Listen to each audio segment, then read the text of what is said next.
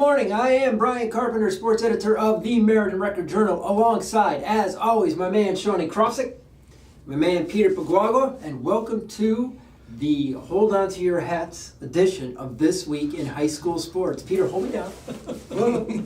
It's been that kind of a week, man. It's been that kind of a week. We had the snow in the middle that kind of interrupted things, but it was still a really great week, guys. We had the Platt and Maloney wrestling match. Boys and girls basketball are getting down to the postseason. We had some swim meets, indoor track class championship meets. We got a lot of it on tape, and we're going to bring it to you today. And we were going to start in what I believe to be the marquee event of the week and one of the highlights of every winter, the Platt Maloney wrestling meet. Shawnee, you were there. Yes. Platt won the 7th in a row, but still, as always, a good meet. Yeah, this is one of the better ones between the two in a couple of years now. Eric Bergeron's done a great job in Maloney. Much more competitive this year. I'll take you guys through it real quick. Maloney got off to a quick start. They started off with their strength in their weight class. Dimitri Carnot with a quick tech fall, 17-2. Adding to his school record for wins, Mr. Carnot, absolutely. Yeah, he was impressive. He was impressive. Then Maloney got their only pin of the night, R.J. Plumberg, and then Marquise Thompson got a win, and then tide seemed to turn for the Platt. Platt's heavy hitters came up. Yeah, Xavier Arroyo and Ben Stratton with a couple of really quick pins. You got some great shots of Xavier, and he was real aggressive in there. Yeah, right off the bat, just went like right after him, and Ben was Ben. Yeah. 13 seconds? 13 seconds. And then he came up and he did a little flex. That was legit. Yes. That was legit. That was a great shot. That's I don't know, man. I get great match. Ben, great career. Yeah. 13 seconds on Platt Maloney night. I think I want to be on the mat a little bit longer. He made busy work of him. Yeah, and then Tyler won in overtime at 220, 3-1. Good match that against Cesar Flores, correct? Correct. He's had a fantastic season. That's a great match right there. It was a great match. Yeah. It was a great match. Takedown, a couple seconds into the overtime. That was a fun one to watch. Then there was a trio of forfeits. And we didn't get to see Jocelyn Rodriguez wrestle on her senior night, but she's had a great season. Yes. And pretty good swimmer too. Yes. Absolutely. I'm sensing athlete of the week material here somewhere along the line from Mr. Rodriguez. Yep. And then Platt finished strong. Jeremy Polanco, Isaiah Ross, and Racek Rodriguez, 3 to finish it off. So it adds up to a 43-23 victory for the Platt wrestling team. You know, one thing though, you mentioned Eric Bergeron. You know, here's a former Maloney wrestler back at his old school, helping to get the program back, on its feet after a little bit of a lull period there. Of course, Brian McCarty, the veteran over at Platt, has been doing a fantastic job for well over half of the lifetime there now. One thing I like about this Platt Maloney match, and certainly this has been the case in recent years, it's a good vibe. It's really a celebration of a city sports scene. This city is a wrestling city. Yeah, I mean, it definitely is, and there's nothing against the boys and girls basketball games that were a couple of weeks ago. But, like, the crowd, it was just kind of like a different kind of crowd, the way that they, reacted and stuff. It was just, they seemed really into the wrestling meet. Not that they weren't into the boys or girls basketball game, but it seemed like, it was, quiet when it was going on, and, everyone was paying attention.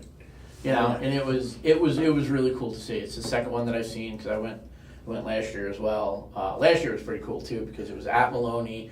I think they did senior night for both of them because they weren't playing at Platt last year because of the construction. Right. I mean, it was just a great atmosphere last year. It was a great atmosphere this year. And like you said, it's definitely one of the ones that we circle on the calendar before the winter season starts. And one thing you mentioned about the fans in Meriden, they know wrestling. Yeah. I think when I joined the RJ, I was drawn to wrestling very quickly. Southington is still very good, but Platt and Maloney, both sides of town, two good programs, good tradition. I mean, I know nothing about wrestling, to be honest with you. I'll show you a headline. Well, no. On Twitter after the match, when I tweeted out the video of Ben flexing, and I was like, "How strong is Ben Stratton?" And AJ Marinelli goes, "Well, why don't you get on the mat and see what you get and see how strong?" And I was like, I don't want to die. All right, I don't want to die here. So. Oh man, well Ben and Dimitri Carnot, all the Meriden guys, they'll be in the class meets next week. Southington, of course, double L. Maloney in L, Platt and M. We got some guys who are going to win state championships. That you can bet on, that's for sure. While we're talking about state championships, I want to insert a little indoor track here because we got that going on. Some long days, I know, and you caught some of the action, Pete. And we're going to compile everything at the State Open next week. Hey, we've got some champs, and we're going to mention Hannah Cloutier from Maloney, won the pole vault at Class L, first ever indoor track champ for Maloney. Very cool. Yes. And then today in the M meet, great race in the 3200. Brian Oliveira and Stephen Fengler, of course, they dueled it out in the cross-country season. 1-2 today in the 3200. Wow. Oliveira, Fengler, and this was an upset because Oliveira was like a number 12 seed. Yeah. And Fengler was a 6.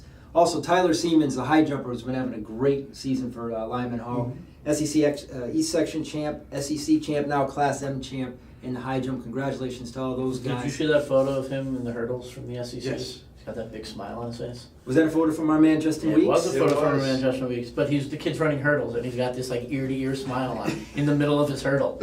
Hey. I hate cardio, and this kid's like got a big smile on his face. And that's not even his main event, man. No, I know. It's a high jumper.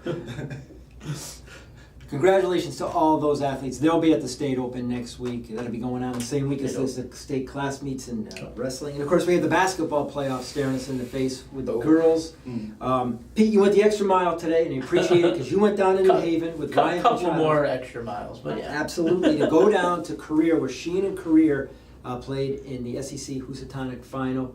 And that was for the league title. Career, if they win it outright. If Sheehan wins, they earn a share. And lo and behold, Sheehan wins 47-39. That's a big win for Yeah, Career. I mean, the Sheen came out. I mean, Career is as good as, when you were like, these are the top two teams in their division going at it. You could tell right away. But, Sheen played really well. Carolyn Beal, 12 points. I think she scored all of them early, to be honest with you. She had a big free throws in the fourth quarter. Actually, a girl lost her cool on her and threw the ball and hit Carolyn in the back. Carolyn got fouled. The girl zinged the ball off her back. Got teed up. Carolyn hit 3 free throws. And that gave them the lead for good. She came out early, scored well, played well. Liv Robles, obviously. She had her. Live and let live, man. And then player. Haley Lagasse. Yeah. Every time I see Sheen, she just is doing more and more and more. She's only a freshman. She gets better every time I've seen her play. And she was huge in the first half, making key passes, a couple of steals. She jumped a couple of passes. Career was trying to slow down the game early. And she made some huge plays on defense. We talked about this before. The girls' basketball players in our area are unbelievable. They are so good.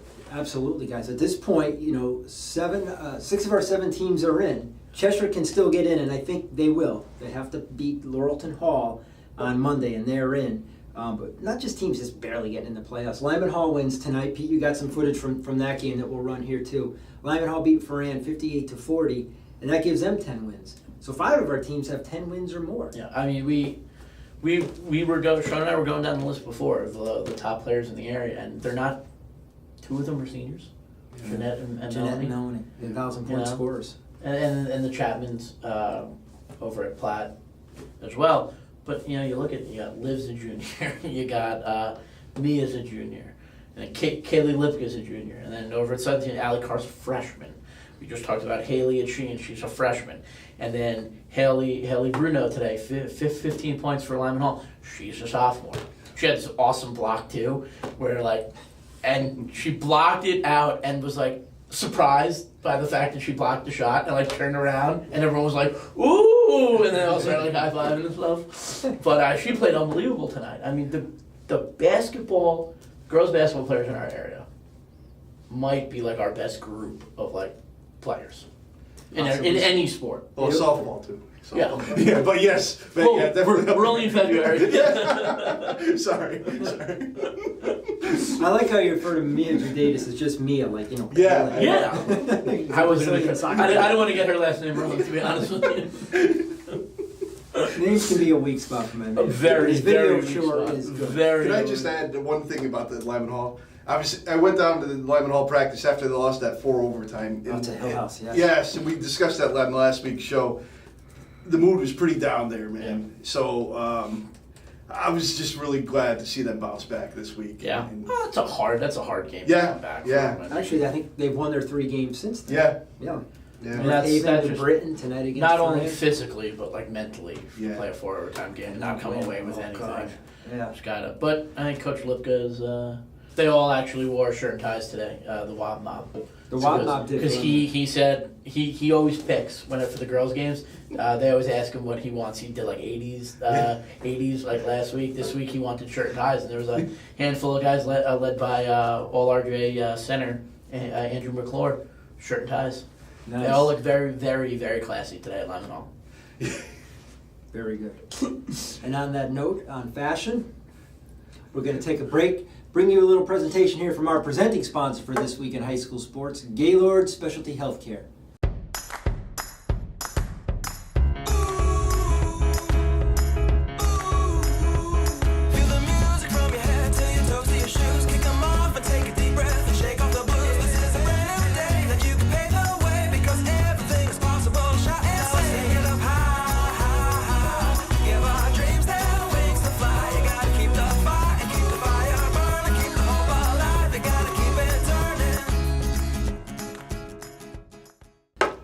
Thank you again to Gaylord Specialty Healthcare for helping bring to you This Week in High School Sports. We're here every Friday night, me, Shawnee, and Pete, and this is our Hold On to Your Hats edition. You haven't taken your hat off since you came back from your ski trip. I never take my hats off. No. I got like a little hook back here, so that's why it never like falls off, no matter where it is. See, it looks good on you. Thank you. See, like my hat doesn't look as hip. It's Well, like, you it's like have- my hat knows but how yeah, old but I you am. have like the roll down.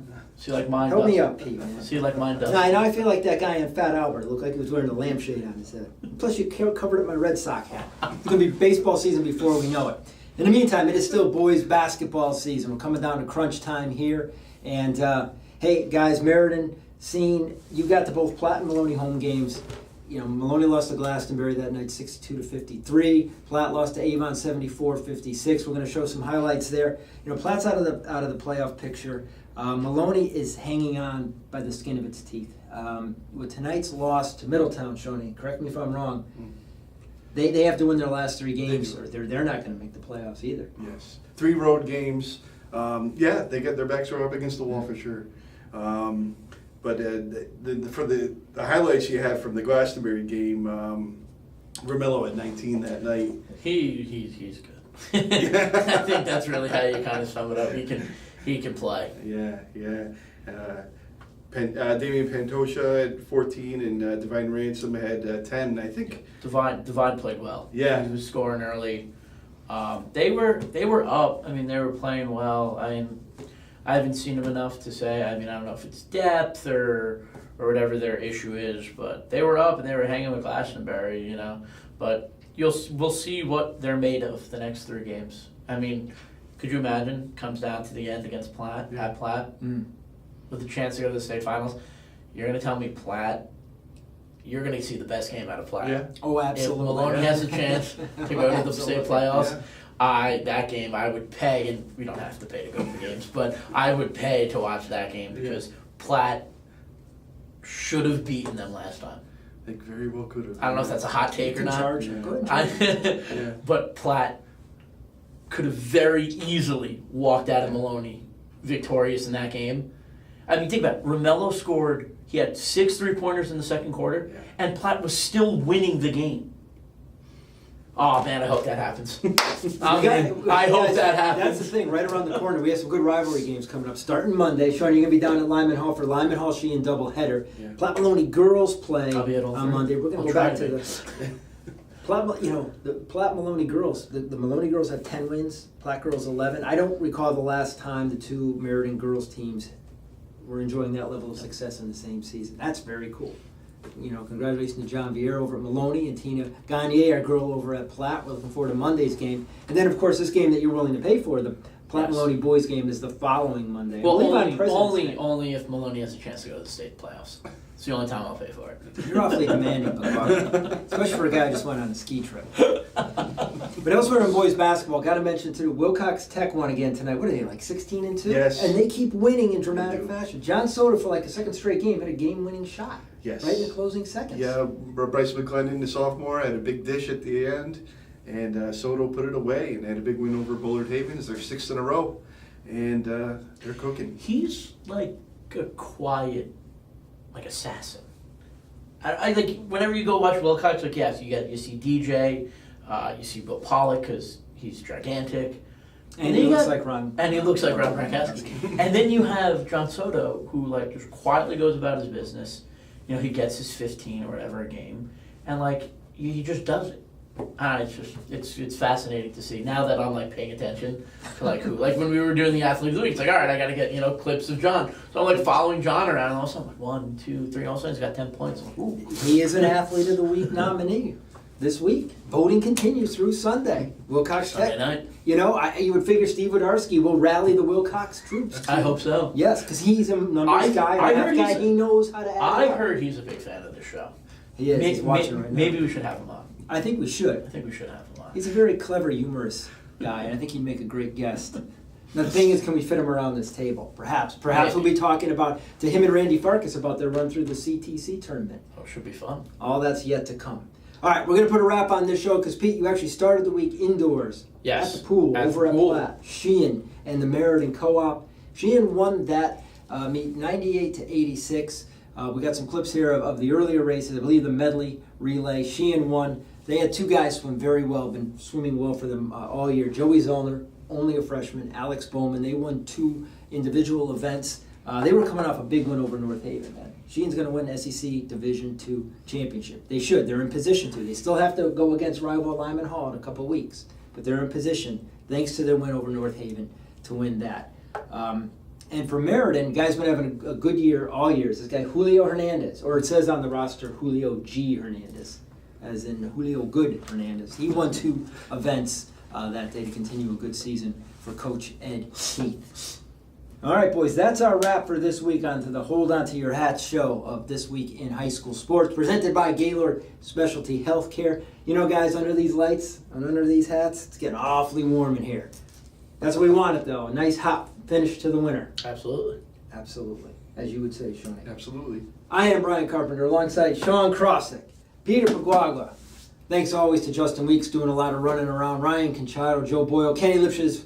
We know you're going to be back with us soon, and we're looking forward to that, my brother. Folks, thank you very much for tuning in. I am Brian Carpenter, sports editor of the Meriden Record Journal. Be good.